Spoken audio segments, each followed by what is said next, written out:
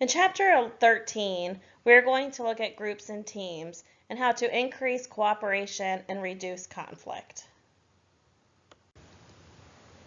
Over a quarter of a century ago, management philosopher Peter Drucker predicted that future organizations would not only be flatter and information-based, but also organized around teamwork. This has certainly come to pass. In fact, your ability to work well as a team member can affect your job opportunities and success, as well as influencing the kind of employers that might appeal to you. These are several examples of how and why teamwork is important.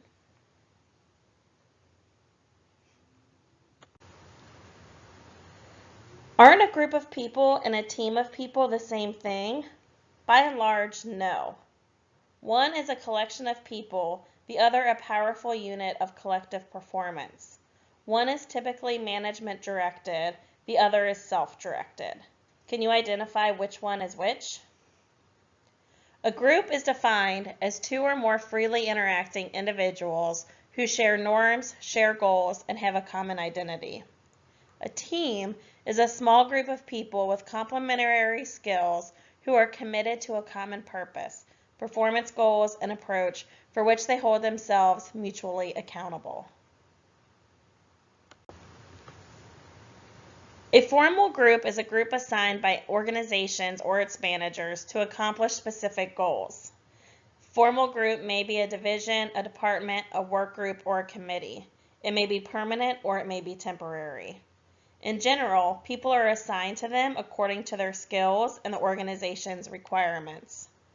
An informal group is a group formed by people whose overriding purpose is getting together for friendly or common interest. An informal group may be simply a collection of friends who hang out with one another, such as those who take coffee breaks together. Or it may be as organized as a prayer breakfast, a bowling team, a service club, or other voluntary organization.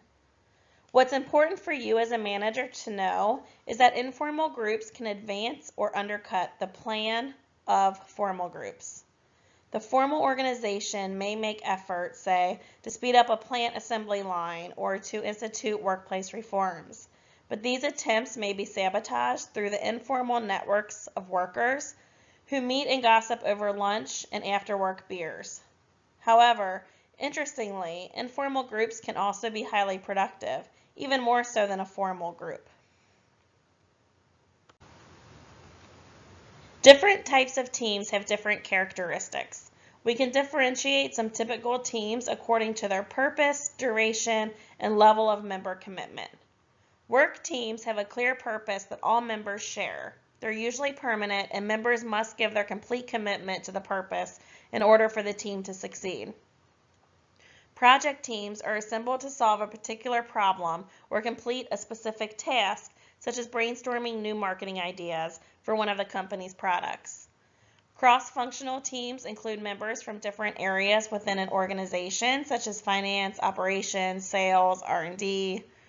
Self-managed teams are a group of workers who are given administrative oversight for their task.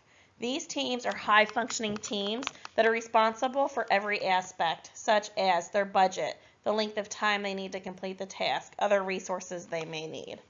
And finally, virtual teams. These work together over time and distance via electrical media to combine the efforts and achieve common goals.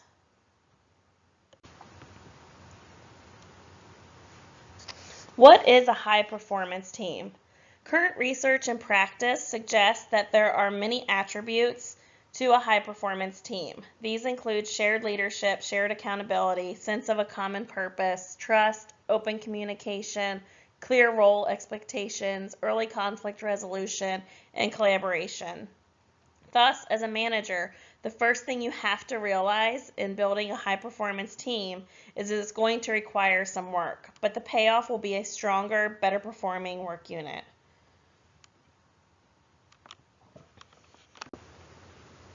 Collaboration is the act of sharing information and coordinating efforts to achieve a collective outcome. Human collaboration has a long history, and this is when humans were linked in social networks very much like ours. As you might expect, teams are more effective when members collaborate, and many factors can influence collaboration, including how teams are rewarded. Trust is a reciprocal faith in others' intentions and behaviors. The word reciprocal emphasizes the give and take aspect of trust. That is, we tend to give what we get. Trust is based on credibility, how believable you are based on your past acts of integrity and follow through on your promises. As you might expect, research supports a positive relationship between team members' trust and team performance. Teams are individuals organized for a collective purpose. The team's purpose is defined in terms of those SMART goals that we discussed previously, with continual feedback to tell team members how they are doing. An example are the teams you see on television at the Indy 500 during their automobile racing. When the driver guides the car off the track to make a pit stop, a team of people quickly address the needs of the car, all in a matter of seconds. The performance goal is to have the car back on the track as quickly as possible. The number of seconds of elapsed time and the driver's place among competitors once back in the race tells the team how well they are doing.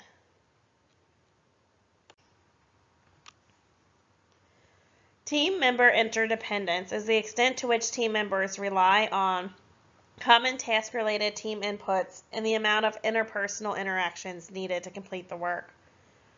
Team composition reflects the collection of jobs, personalities, values, knowledge, experience, and skills of the teams. Being mutually accountable to other members of a team rather than to a supervisor makes members feel mutual trust and commitment. This is a key part in motivating member for team effort. Mutual accountability is fostered by having members share the accountability for the work, authority over how goals are met, and discretion over resource use. A recent study of over 7,000 teams showed that interdependence affects team functioning, which in turn affects team performance. The key takeaway from this study is reinforcement of the need for team leaders to monitor the quality of team member interdependence. The most important idea to remember is team member composition should fit the responsibilities of the team. Fit enhances effectiveness and misfit impedes it. Here we're going to look at different team roles. A role is a socially determined expectation of how an individual should behave in a specific position. These are divided into task roles and maintenance roles. Task roles consist of behavior that concentrates on getting the team's task done.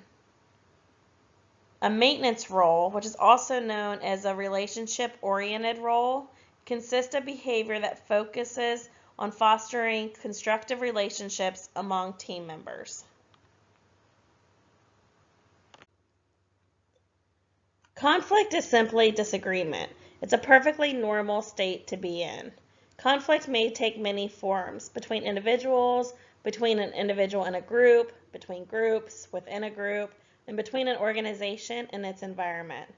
Although all of us might like to live our lives free of conflict, it's now recognized that certain kinds of conflict can actually be beneficial. So let's talk about the difference between dysfunctional and functional conflict. Functional conflict benefits the main purposes of the organization and serves its interest, and dysfunctional conflict hinders the organization's performance or threatens its interest. It's tempting to think that a conflict-free work group is a happy work group, and it may be, but the question is it a productive group?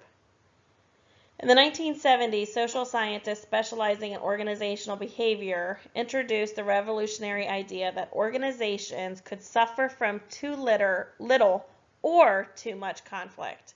Neither scenario is good. So it seems that a moderate level of conflict can induce creativity and initiative, thereby raising performance, as shown in this diagram. If there's too little conflict, that means work group, departments, or organizations that experience too little conflict tend to be plagued by apathy, lack of creativity, indecision, and missed deadlines. the organizational performance suffers. If there's too much conflict, this can erode organizational performance because of things such as political infighting, dissatisfaction, lack of teamwork, and turnover. Workplace aggression and violence are manifestations of excessive conflict. We've all had confrontations, weak or strong, with people because we disagree with them or dislike their personalities, such as their opinions, their behaviors, etc. Such conflict often begins with instances of workplace incivility or employees' lack of regard for each other, which, if not curtailed, can diminish job satisfaction and teamwork engagement. Unfortunately, personality conflicts are quite common. Recent research reports that 98% of employees reported experiencing some form of incivility, and 50% said they were treated rudely at least once a week. The downside of collaboration, or the we feeling discussed earlier, is that we can translate it into we versus them. This produces conflicts among work teams, groups, and departments within an organization, and this can be a result of inconsistent goals, unclear boundaries, and status differences. Multicultural conflicts are frequent opportunities for clashes between cultures in the global economy. One study of 409 expatriates working for U.S. and Canadian multinational firms in 51 different countries identified these 9 specific ways to facilitate interaction with host country nationals.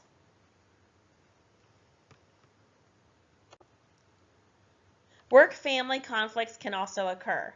This happens when the demands or pressures from work and family are mutually incompatible. Work responsibilities can interfere with family life, and family demands can interfere with work responsibilities.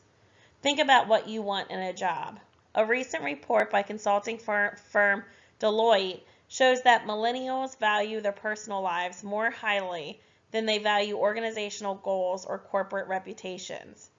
It's not surprising then that good work-life balance was a quality millennials wanted most in a job. Flexible hours and a sense of meaning were close behind.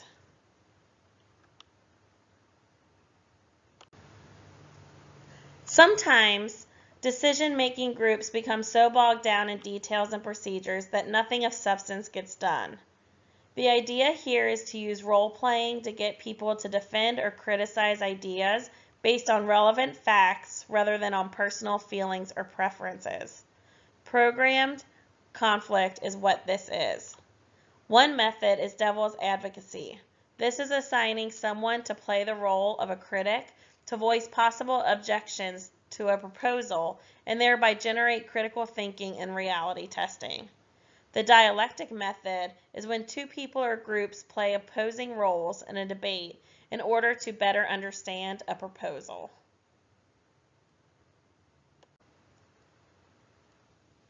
The last slide in Chapter 13 involves looking at how to handle conflict. Even if you're at the top of your game as a manager, working with groups and teams of people will put you sometimes in the middle of disagreements, sometimes even in the middle of destructive conflict. This slide presents the 5 conflict handling styles. The first one is avoiding, saying maybe the problem will just go away. The next one is accommodating, let's just do it your way. The advantage of accommodating is that it encourages cooperation. The weakness is that it's only a temporary fix that fails to confront the underlying problem. Forcing is you have to do it my way. Compromising says let's split the difference. The benefit of compromise is that it's a democratic process that seems to have no losers. However, since so many people approach compromise situations with a win-lose attitude, they may be disappointed and feel cheated. And finally, collaborating. This says let's cooperate to reach a win-win solution that benefits both of us. The strength of problem solving is its longer lasting impact because it deals with the underlying problem and not just the symptoms. Its weakness is that it can be very time consuming. Nevertheless, problem solving is usually the best approach for dealing with groups and teams of people. That concludes Chapter 13. Please let me know if you have any questions.